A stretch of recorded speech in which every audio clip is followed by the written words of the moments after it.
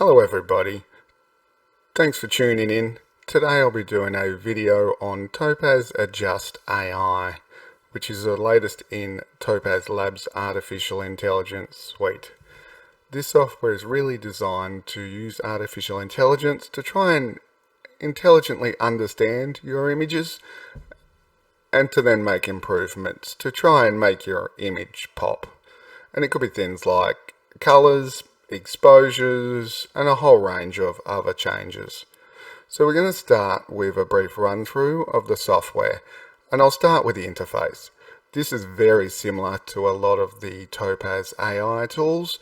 There's a center section which has your image, so you can click on that and open a photo or drag a photo in, and it will open that photo. There's also up the top a section with split mode, original, zoom, and other controls. And then on the right hand side is the control section. At the moment this is in the actual control section, but there's a preset section I'll show you shortly. So I'm going to start by opening an image, and in this case I've got a photo of a lemur.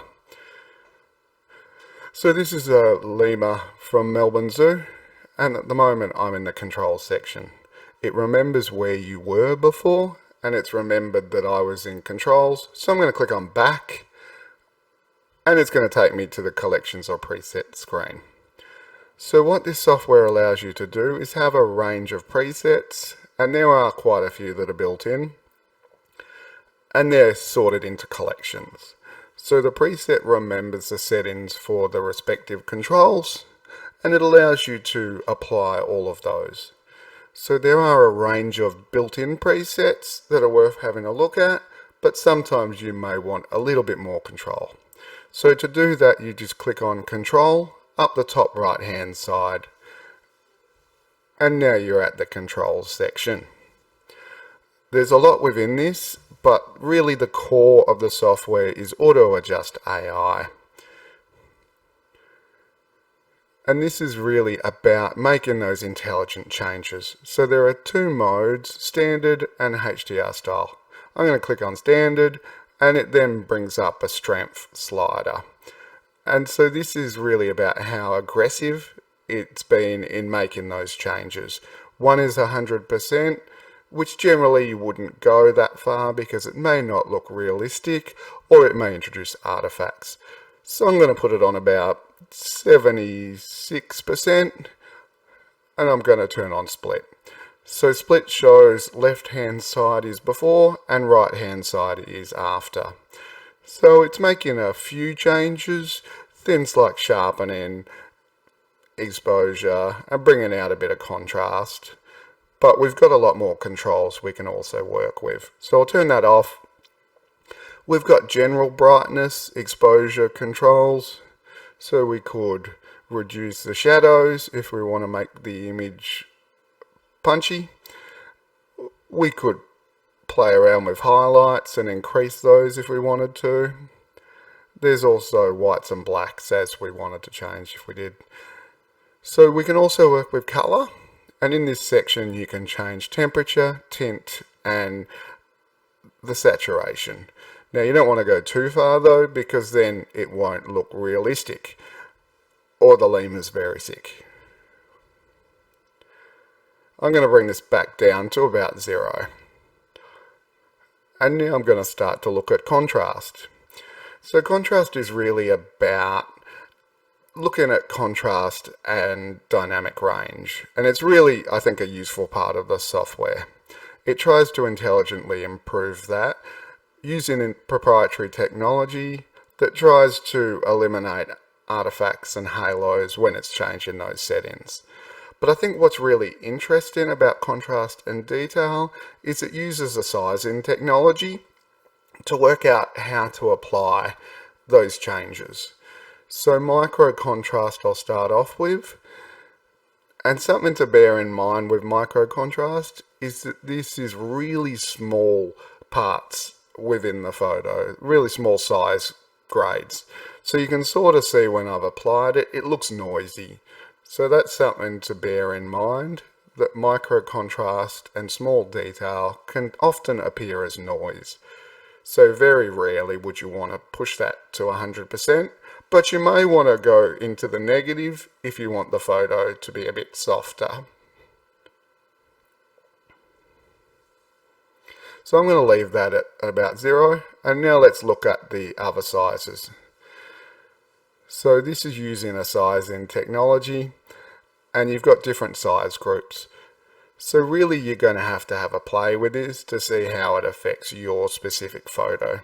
So I'm going to increase medium, and I'm going to increase high a little bit. You could always go to the right though to see what happens, and then bring it back to where you think you want it within your artistic interpretation.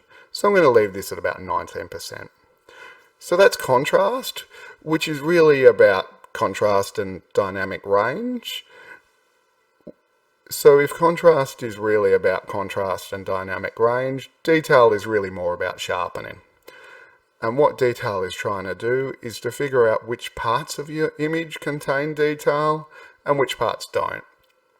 It then lets you independently adjust those sections using the size ranges.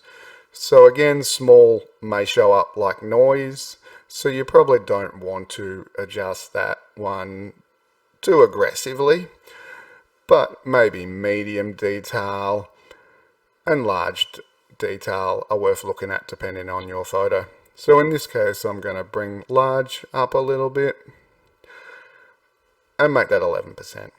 So you'll also notice boost, and what boost does is trying to work out when and how to change, to kick those changes in. So you adjust that to see what works with you. In this case, I tend to prefer being at the lower side, and what this is doing is changing when the large detail is kicked in, so when and how it's been affected. There's also a general sharpen, and general sharpen tries to intelligently sharpen parts of your image, and it's a little bit hard to see in this photo, but it's starting to sharpen some of the shadows of the lemur itself. So then there's also reduce artifacts, but there's not a lot within this photo, so it probably doesn't really need a lot. Now I could also want to split tone, and this is about changing the colors of the highlights and shadows, but in this case I don't think the photo really needs it, but you may decide it works for you. So then there's also grain, and grain is about applying grain to the photo, so you can adjust the amount and the size of that grain as you need, and you could also change from grey to colour grain, but in this case I'm going to leave this on 0 because I don't really think it needs it. Now one thing I would like to do is to reduce the highlights slightly, because I think, and I might even work on the whites actually, because I think the whites also are just a little bit too bright. And I might want to change the blacks a little bit just to make that pop a little bit more. And that really makes the eyes come out a bit more. So I'm really happy with this change. And if I want to see where I was before, I can click on split. Again, left is before, right hand side is after.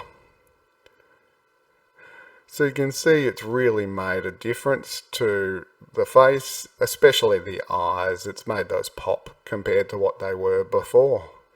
So if I've got lots of photos I want to apply this to, I can create a preset out of this. So to do that, just click on the preset plus, and that'll open the dialog.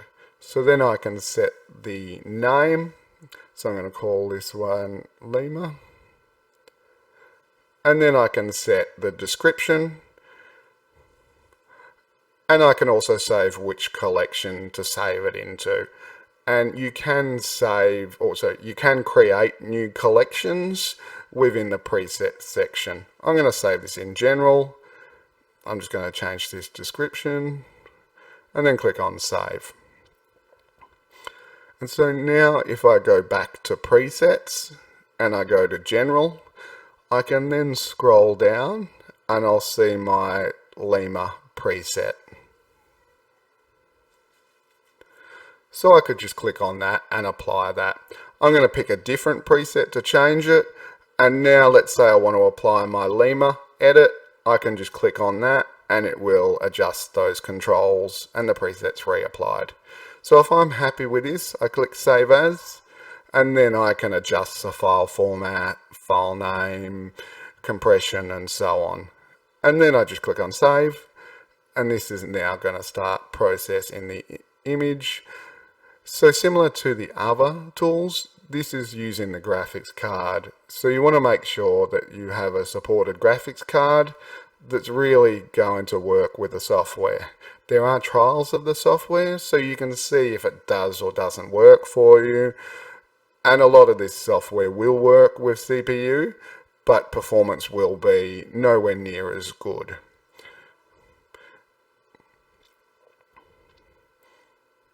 So I hope this video was useful.